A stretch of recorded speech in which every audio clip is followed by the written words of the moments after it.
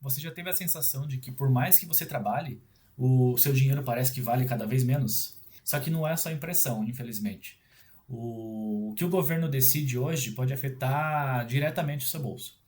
Mas tem uma boa notícia: dá para se proteger.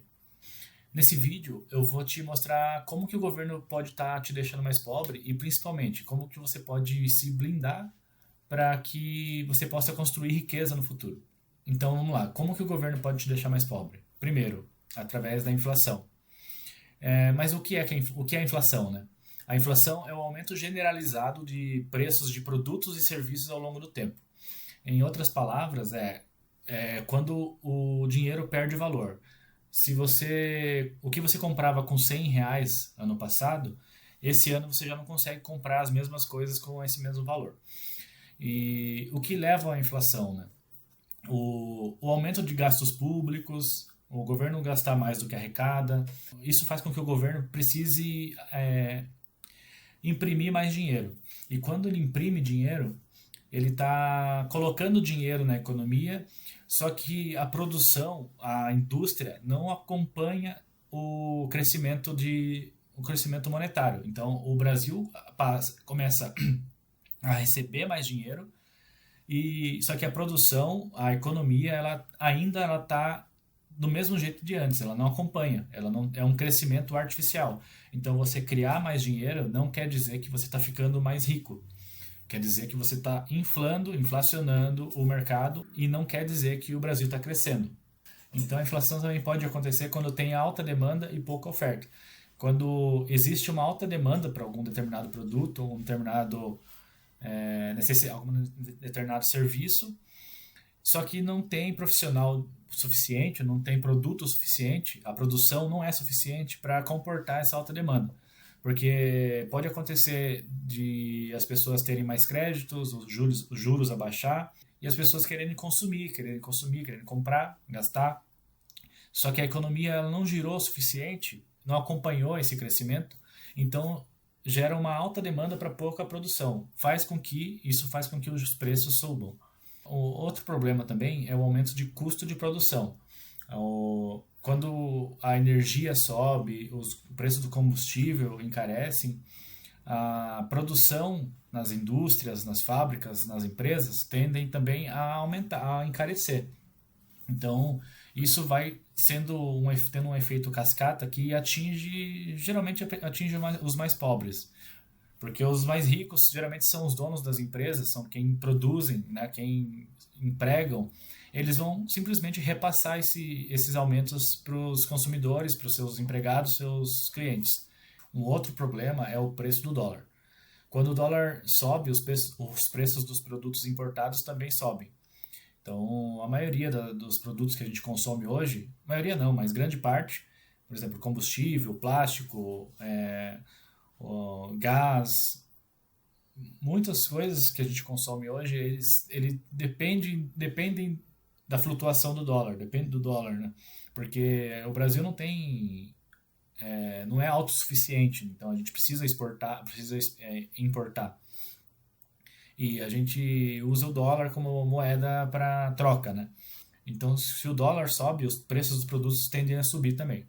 E o problema da inflação, e por que a inflação te deixa mais pobre, é porque enquanto os preços sobem, o seu salário continua o mesmo. O dissídio, aqueles aumentos anuais que tem durante o ano nas empresas, que nem sempre são todos os anos, né? Nem é todos os anos, geralmente não acompanha a inflação. Um outro problema são os juros controlados artificialmente.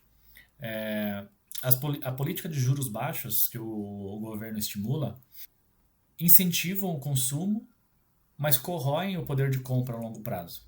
Abaixando os juros artificialmente, o governo está estimulando o consumo, aumentando o crédito, fazendo com que as pessoas entrem em financiamento, parcelamento, façam empréstimos, e isso estimula o crescimento da economia. Quando as pessoas consomem mais, existe uma alta demanda, uma alta demanda e a oferta nem sempre acompanha essa demanda. Então, o que acontece? As pessoas vão gastar mais e os preços vão subir. É a lei do mercado. E o que acontece na prática? Mais dinheiro circulando, com juros baixos, as pessoas pegam mais crédito, isso aumenta a quantidade de dinheiro em circulação na economia e gera uma alta demanda e a mesma oferta, porque não teve crescimento real. E o que acontece? Os preços sobem. Muita gente querendo comprar, a produção continua igual, o resultado disso é a inflação. Um outro problema é o aumento de impostos disfarçado. A gente paga imposto para tudo, paga imposto para comer, paga imposto para vestir, se duvidar, paga até para respirar daqui a um tempo. Mas tem os impostos que a gente não vê, por exemplo, o ICMS, o que tem nos combustíveis, na energia, nos produtos que a gente compra. Então, sem a gente perceber, a gente está pagando mais imposto e, e isso vai virando uma rotina, vai virando normal. A gente tende a trabalhar mais dias do ano para poder pagar imposto. Isso corrói também a sua renda, corrói o seu poder de investimento. Um outro problema é a insegurança econômica e fuga de capitais. Quando o país passa por problemas de instabilidade política e econômica, isso acaba gerando uma desconfiança dos investidores, tanto os brasileiros quanto estrangeiros. E o que eles fazem quando tem uma incerteza? Eles tiram dinheiro do país. É isso que é chamado de fuga de capital. E o que causa essa insegurança? Mudanças constantes em regras econômicas. Então, o Brasil é campeão em ter mudanças de leis, mudanças de regras. Então, sempre tem um imposto novo, sempre tem uma regra nova, sempre tem alguma taxação. Então, isso acaba gerando uma desconfiança dos investidores. Os juros também é estável, juros alto, juro baixo, mudança artificial na taxa de juros. Então, causa uma insegurança. Tem também discursos agressivos contra o mercado e o agronegócio. Então, o governo ele é um governo que ele tende a fazer discursos que não agradam o mercado. O carro-chefe do Brasil é o agronegócio. E todos sabem que esse governo atual, ele é um pouco tendencioso na hora de falar sobre o agronegócio. Não sei se é porque o agronegócio, a maior parte defende o pessoal da direita, não sei qual que é o esquema, mas existe uma certa desconfiança também com relação a isso no mercado. Um outro problema também é que são as ameaças do governo contra a autonomia do Banco Central. Então, o governo, uma hora ou outra, sempre está dando pitaco ali no Banco Central, diz que vai demitir, diz que vai trocar o presidente do Banco Central, diz que o presidente do Banco Central está lutando contra o governo, essas coisas. Então, essa falta de independência do Banco Central acaba causando uma impressão negativa do Brasil lá fora para os investidores, tanto brasileiros quanto estrangeiros. Existe também muita interferência nas empresas estatais. A Petrobras é um exemplo disso. Quantas vezes a gente viu notícias de que a Petrobras está tendo corrupção, tem presidente da Petrobras sendo trocado com interferência do governo, o governo coloca o presidente que quer. Então, cada notícia que você vê, você acaba pensando duas vezes antes de investir nessa empresa ou nesse país, né? Um outro problema é o rombo nas contas públicas. Não é segredo para ninguém que o Brasil está passando por uma crise, né? Está passando por um problema financeiro grave. E se não houver uma medida drástica, o Brasil vai quebrar. Já o próprio Haddad já falou que se não tiver esse aumento de imposto do IOF que ele está tentando colocar, existe uma grande chance de ter eu não sei, não lembro do termo que ele falou, um crash na economia e o governo travar, não conseguir mais fazer investimento, não conseguir mais pagar as contas e travar, simplesmente não vai ter da onde tirar mais dinheiro. Então, isso leva a uma desconfiança das pessoas, dos investidores. Quando isso acontece, o investidor já pensa que é muito arriscado deixar o dinheiro aqui, prefere levar para um país mais estável, como os Estados Unidos, por exemplo. Bom, menos investimentos geram menos empregos e menos crescimento. Com menos empresas investindo no Brasil, surge menos oportunidade de trabalho e a economia anda de lado, anda devagar. Quando muita pessoa tira dinheiro do país, no caso do Brasil, o real, a nossa moeda, tende a desvalorizar também.